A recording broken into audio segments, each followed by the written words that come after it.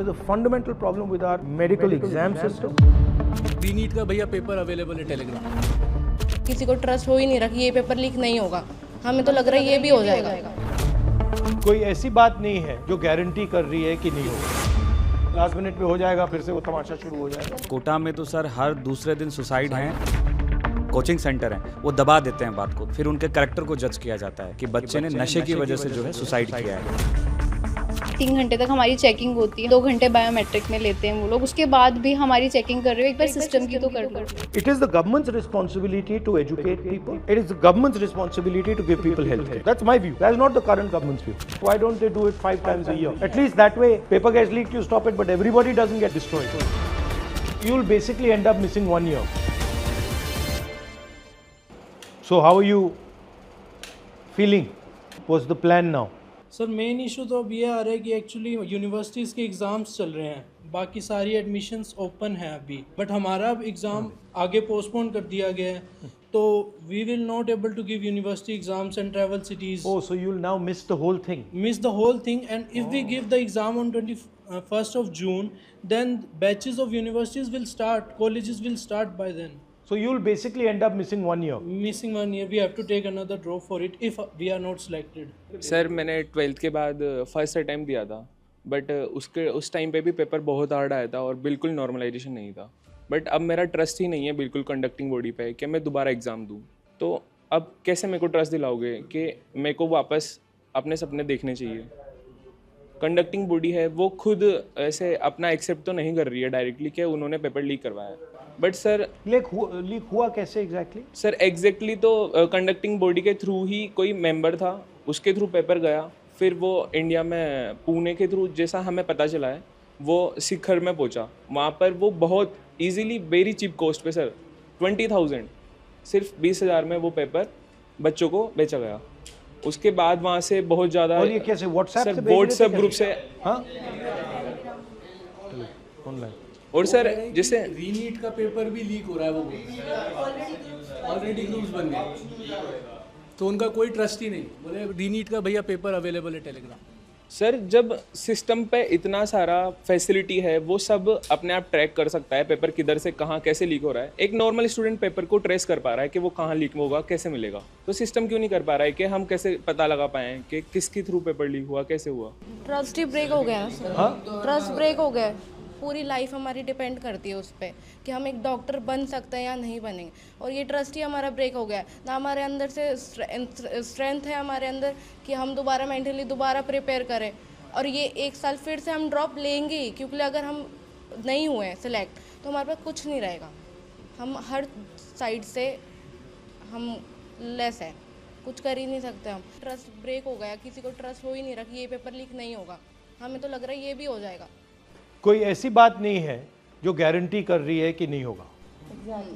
तो आपको मालूम नहीं होगा या नहीं होगा, लास्ट मिनट पे हो जाएगा, फिर से वो तमाशा शुरू हो जाएगा। सर लास्ट ईयर भी हुआ था, तब इन्होंने सेलेक्टेड जो सेंटर्स थे उन बच्चों का री करा दिया था। इस साल इन्होंने बिल्कुल ही सबका ही पेपर री कर दिया है। तो पास 2 साल से ऐसे चल रहा है, तो हम क्या गारंटी ले कि अगले साल भी नहीं होगा? हमारे लिए तो वो पूरा 1 साल ऐसे जाता ना, मतलब एज अ स्टूडेंट हम तो अपने आप को पूरा आइसोलेट कर लेते हैं ना, एक एग्ज़ाम के लिए हर चीज़ से कट ऑफ कर देते हैं। फैमिली इवेंट्स पे इवन हम लोग कहीं पे भी नहीं जाते, बस एक पेपर देने के लिए कि हमें एग्ज़ाम क्लियर करना है।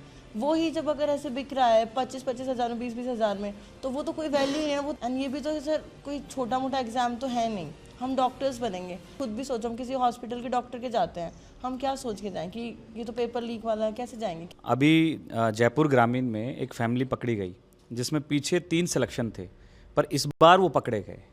उसके पिताजी ने पेपर खरीदा, उससे पहले 3 बच्चों का वो सिलेक्शन हो चुका था। अगर इस बार पेपर कंडक्ट सही से हो जाता या पेपर लीक नहीं होता तो वो तो डॉक्टर बन के घूम रहे होते।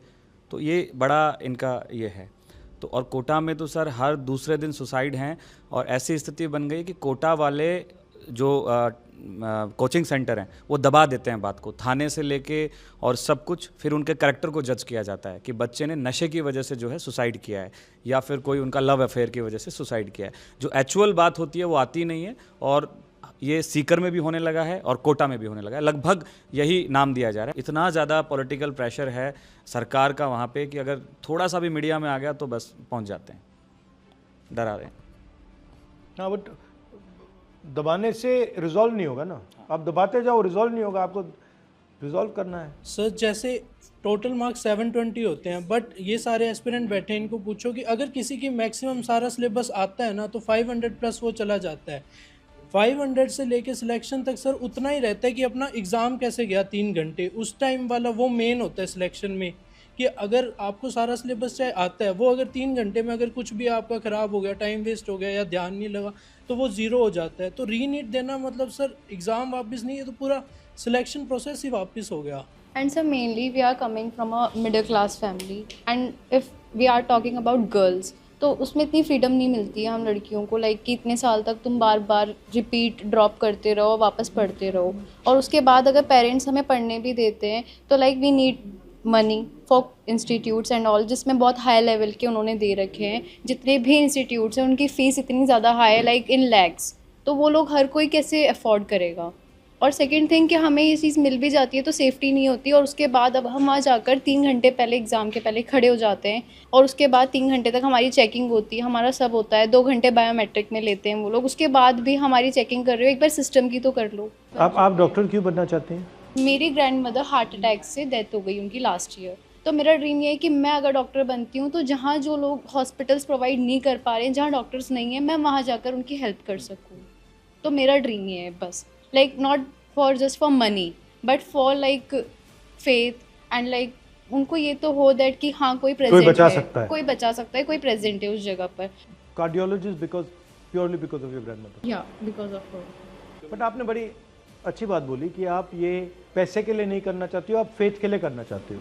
तो आप यहाँ आए हो because your faith in NEET is broken, but in आपके प्रोफेशन में तो faith is the main thing, कि जो आपको जिसका आप इलाज कर रहे हो उसको लगे कि आप उसकी जान बचाने की कोशिश कर रहे हो, ऑनेस्टली जान बचाने की कोशिश कर रहे हो। वो तो पूरा मतलब बिजनेस सा बन गया है। और आपका भी जो चल रहा है, फ्रैंकली आपने मुझे बोला कि tuition fees, this is not, tuition fees is not your responsibility. It is our parents' responsibility. No, but actually the education system should not require you to have tuition.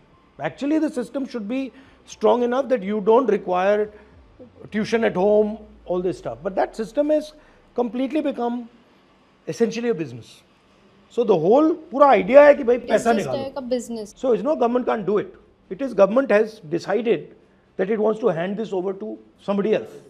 This, in my view, it is the government's responsibility to educate people. It is the government's responsibility to give people health care. That's my view. That is not the current government's view. And sir अगर private colleges में लेते हैं तो like it's like everyone can not afford, right. 2.5 CR है 5 साल की वहाँ की फीस, तो इतना तो कौन अफोर्ड कर सकता है? Only the rich people can afford that. Private coaching में सर एक फिक्स्ड प्राइस रहना चाहिए, मतलब वो स्टडीज़ का। जैसे अभी सर एलन वगैरह में बहुत सारे में 140 फीस है, किसी की 130 है, तो मतलब एक फिक्स नहीं है, और ये सबके लिए कोई अफोर्ड कर नहीं सकता। बहुत सी बार बहुत सौ को लोन लेना पड़ता है पढ़ाने के लिए, वो सबसे बड़ा इशू है। There are certain people who are controlling the medical colleges. There are certain people who are controlling the exam system. These guys are friends with each other. There's huge money. This is a method to suck money out of you people. This is not a system to educate you about medicine. This is a system to suck money out of you people. You people, your parents are in the middle class. It is the way to take their money away from them and give you a dream that yes, you will become a doctor. That's the system. The problem is with the system, and the reason is because of what you're saying, that it has become only about money. It is not about caring for people. It is not about compassion. It is not for treating people. Like for example, she's got a very beautiful sentiment. She's saying, and many of you are feeling this, that I don't want to do this just for money. I want to do it because my grandmother died. I don't want other people to suffer. But this sentiment is completely being crushed. There's a fundamental problem with our medical system. There's a fundamental problem with our medical exam system. And it's not going to be fixed by small maneuvers. It's going to be fixed. It's got to be fixed once and for all properly. और ये जो exam है इसको एक ही दिन पे क्यों करते हैं? Why don't they do it 5 times a year or 7 times a year? At least that way paper gets leaked, you stop it, but everybody doesn't get destroyed. Sir 2 बार भी होगा तब भी काम चल जाएगा। जेई होता है, जैसे जेई 2 बार होता है, 6 मंथ के स्पैन में होता है। नीट भी अगर 2 बार हो तो भी चल जाएगा, पर होता ही एक बार है तो वो तो पूरा एक ईयर एक तरीके से खराब ही हो जाता है पूरा। पूरा सेंट्रलाइज कर दिया और फिर एक दिन पे कर रहे हैं, तो अगर डैमेज होगा तो सब मरेंगे।